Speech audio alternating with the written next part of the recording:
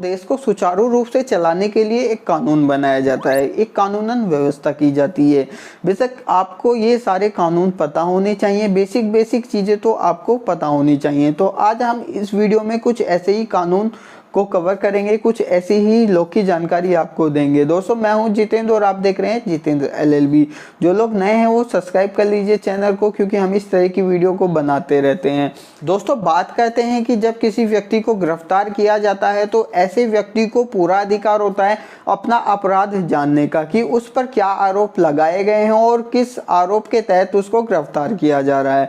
इसके बाद बात करते हैं कि क्या बेटा और बेटी दोनों का पैतृक संपत्ति पे हक होता है। तो हाँ, बता देते हैं कि जो किसी व्यक्ति की पैतृक संपत्ति होती है, यानी कि जो उसकी पूर्वजों से विरासत में मिली हो, उस पर बेटा और बेटी दोनों का कानूनन हक होता है, चाहे कोई उसको क्लेम करे या ना करे। लेकिन कानूनन हक लॉ ये कहता है कि दोनों का बराबर अधिकार होता है। दोस्तों अब बात करते हैं कि जब जो रेप के केसेस होते हैं या फिर जो यौन शोषण से रिलेटेड मामले होते हैं, उसमें क्या किसी महिला को या किसी व्यक्ति को पुलिस स्टेशन में जाने के बजाय घर पर भी बयान हो सकते हैं। यानी कि आपको प्रोसेस पता होगा कि जब कंप्लेंट की जाती है तो उसका बयान लिया जाता है कि ये कैसे हुआ, क्या पूरी जानकारी, पूरी डिटेल पूछी जाती है, जो पुलिस के द्वारा प्रोसेस होता है। लेकिन क्या उस महिला को या ऐसे व्यक्ति को ऐसी परिस्थिति में पुलिस स्टेशन जाना जरूरी है? नहीं, बिल्कुल जरूरी नहीं है। कानून ये कहता है कि ऐसे व्यक्ति को आज़ादी दी जाती है।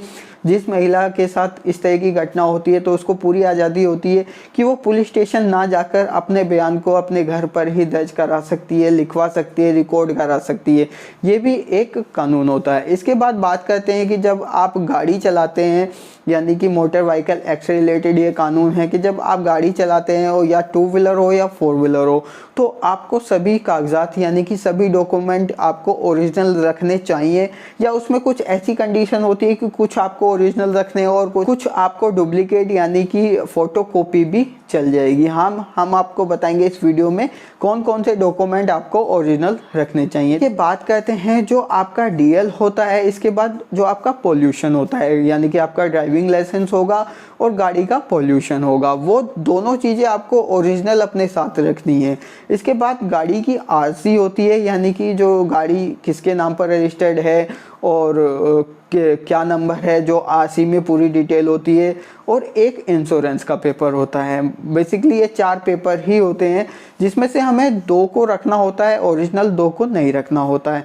तो मैंने बताया कि DL और पोल्यूशन को आप ओरिजिनल रखना होता है। इसके बाद जो RC और इंश्योरेंस का पेपर होता है उसकी आप डुप्लीकेट फोटोकॉपी करा के भी अपने साथ रख सकते हैं। इसके लिए आपका कोई भी चालान नहीं कट सकता।